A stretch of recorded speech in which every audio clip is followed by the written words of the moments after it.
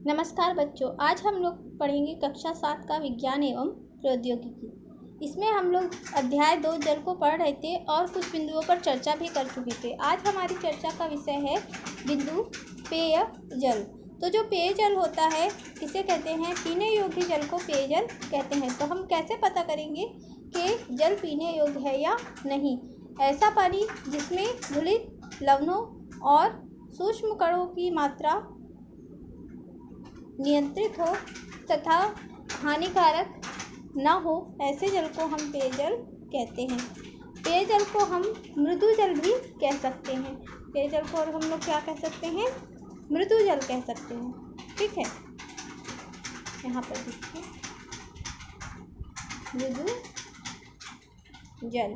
और मृदु जल की विशेषता यह होती है कि साल्ट की मात्रा कम घुली होने के कारण यह जल साबुन के साथ में या डिटर्जेंट के साथ में अच्छा झाग देता है। ठीक है, क्योंकि इसमें साल्ट की मात्रा कम होने के कारण कठोरता कम होती है।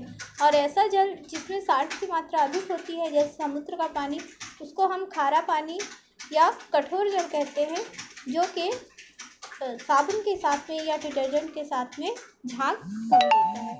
तो आप लोगों को यहाँ पर पीने योग्य पानी और ऐसा पानी जिसको हम पीने के लिए प्रयोग नहीं कर सकते, उसके बारे में अंतर यहाँ पर आपको पता चल गया होगा।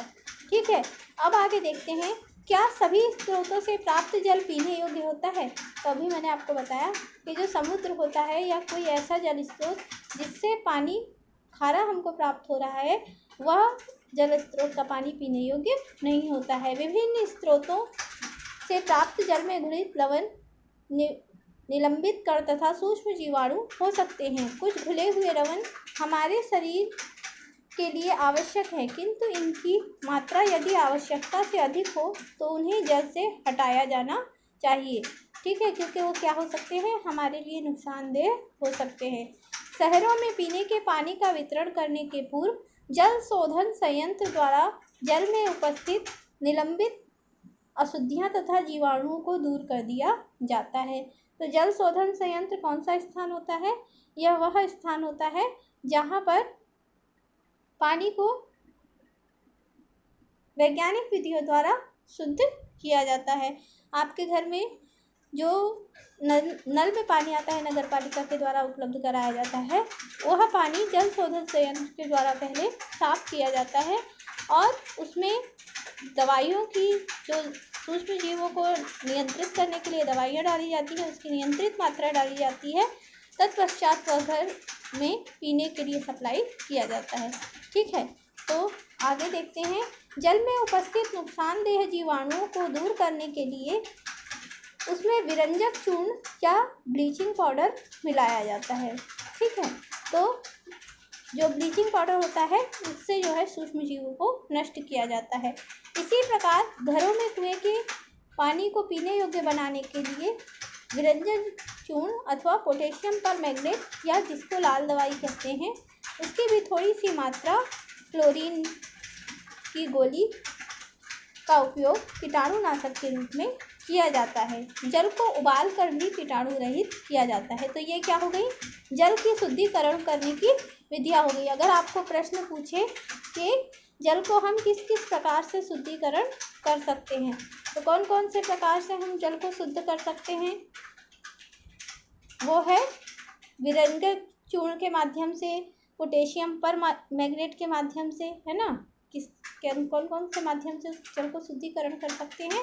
विरंजक चूर्ण मिला सकते हैं पानी के अंदर, पोटेशियम परमैंगनेट डाल सकते हैं, है ना, या क्लोरीन की गोली। और अगर यह सब भी नहीं है तो पानी को उबाल कर हम उसको कीटाणु रहित कर सकते हैं।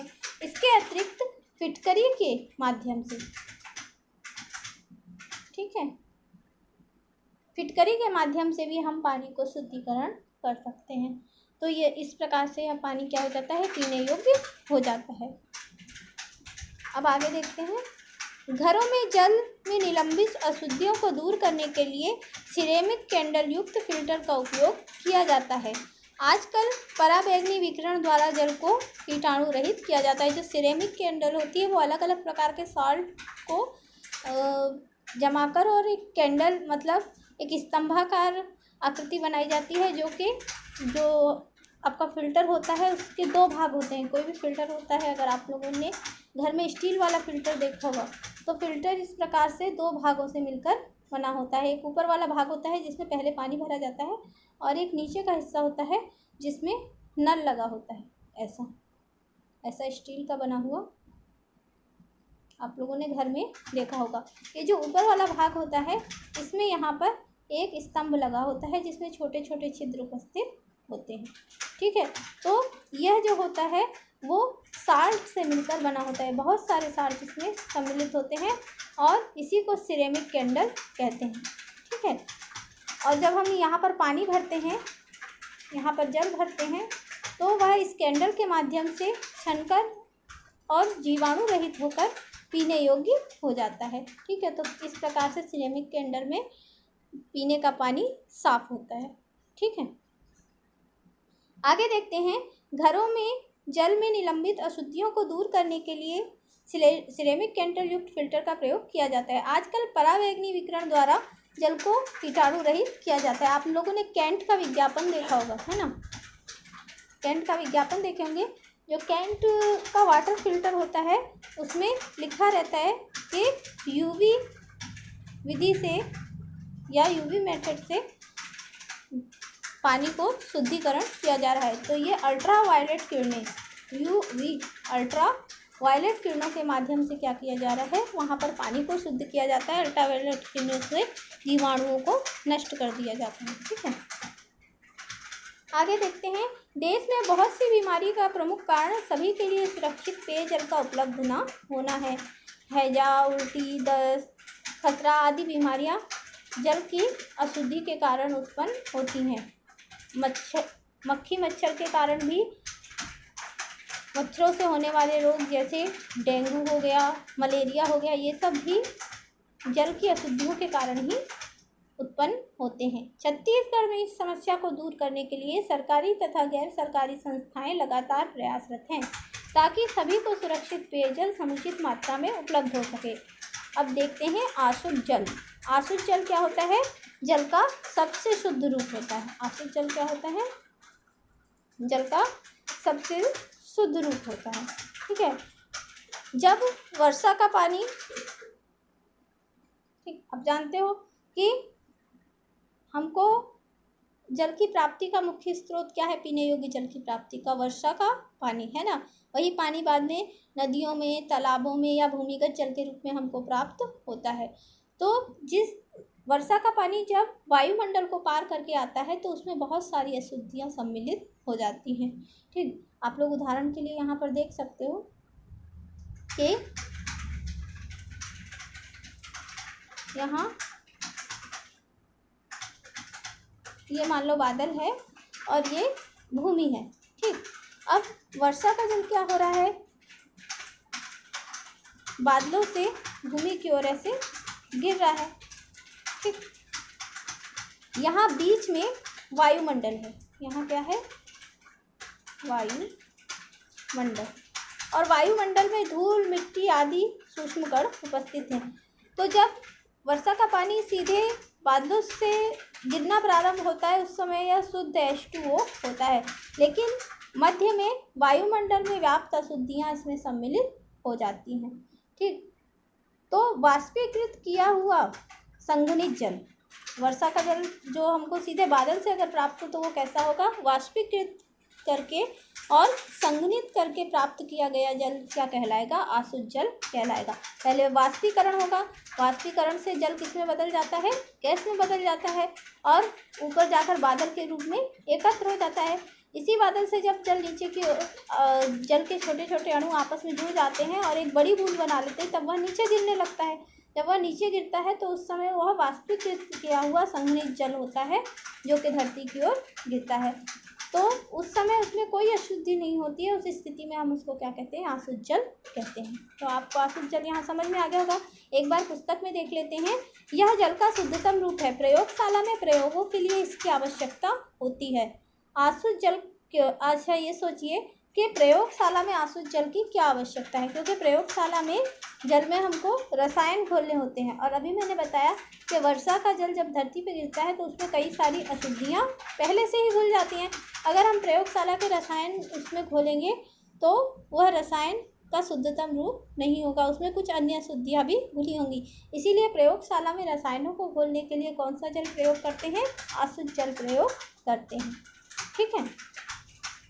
आसुत जल प्राप्त करने के लिए जल को गर्म कर वाष्प में तथा वाष्प को संघनित कर जल में बदला जाता है। तो जैसे मैंने बताया वाष्पीकृत, है ना, यहीं पे दिया हुआ है वाष्पीकृत और फिर संघनित जल, वही क्या कहलाता है, आपका आसुत जल कहलाता है। एक लाइन की परिभाषा आसुत जल की, वाष्पीकृत संघनित जल को हम आसुत जल कहते हैं। ठीक है। इसे आप घर में भी प्राप्त कर सकते हैं। एक बड़ा पात्र लेकर उसके ठीक बीच में एक भारी कटोरी रख दें। अब पात्र में इतना पानी भरें कि कटोरी ना तैरे। अब इस पात्र के ऊपर पारदर्शी प्लास्टिक की शीट बांध दें। कटोरी के ठीक ऊपर लगे प्लास्टिक पर एक छोटा पत्थर रखकर उपकरण को धूप में रख दें। कुछ देर बाद प्लास्टिक शीट के नीचे कटोरी में जल की बूंदें एकत्र हो जाती है। यही आसुत जल है। यहाँ देखिए चित्र में दिख रहा है ना, ये क्या है, कटोरी, ये एक पात्र है कटोरी, और उसके बीच में जो है एक और स्टील की कटोरी रखी गई है जो कि खाली है। और पात्र के अंदर क्या भर दिया है, पानी भर दिया। पानी ऐसे भरा गया है, ये जल भरा है ना, जल ऐसे भरा गया है कि वह कटोरी के अंदर ना जाए। और चारों तरफ से इस पात्र को एक प्लास्टिक की शीट में बांध दिया गया है।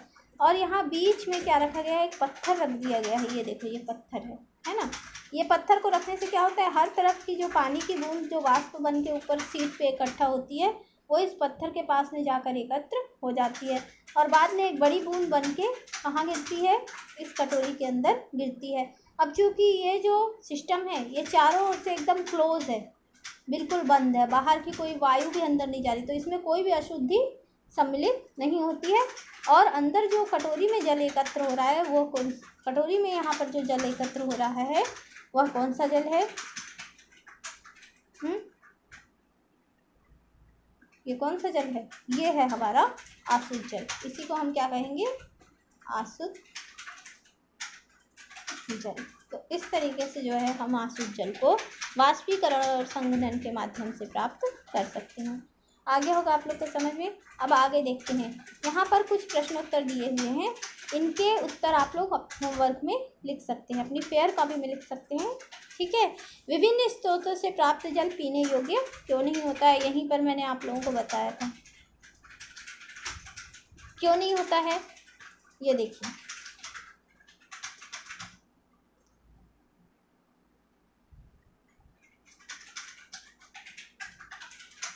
विभिन्न स्रोतों से प्राप्त जल पीने योग्य नहीं होता है क्योंकि उसमें क्या घुली होती हैं, लवण, निलंबित कण तथा सूक्ष्म जीव उपस्थित होते हैं। ठीक है। तो ऐसा जल को हम पीने योग्य नहीं मान सकते। ये हो गया पहले प्रश्न का उत्तर। अब दूसरा प्रश्न देखते हैं।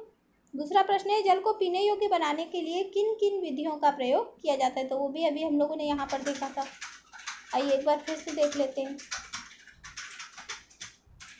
जल को पीने योग्य बनाने के लिए यानी नुकसानदेह जीवाणुओं को दूर करने के लिए उसमें विरंजक चूर्ण यानी ब्लीचिंग पाउडर मिला सकते हैं, पोटेशियम परमैंगनेट यानी लाल दवाई मिला सकते हैं, क्लोरीन की गोली डाली जा सकती है, जल को उबालकर कीटाणु रहित किया जा सकता है। और इसके अतिरिक्त एक कार्य और क्या कर सकते हैं, फिटकरी डाल सकते हैं जल में, क्या कर सकते हैं, फिटकरी के माध्यम से भी जल को शुद्ध कर सकते हैं।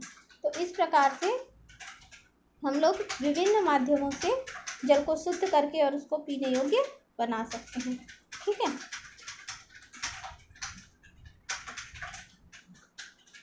आइए आगे देखते हैं प्रश्न नंबर 3। प्रश्न नंबर 3 यहाँ पर दिया है, आसुत जल से आप क्या समझते हैं। तो यहाँ पर अभी मैंने आप लोगों को बताया था कि आसुत जल किस जल को कहते हैं, जो हमारा पृथ्वी पर उपस्थित जल है जब उसको वाष्पीकृत करते हैं। यहाँ पर क्या कर रहे हैं, पानी को वाष्पीकरण या इसी को वाष्पीकृत, जल को वाष्पीकृत करके और फिर ये बीच में क्या कर रहे हैं, दूसरी कटोरी में उसको संघनित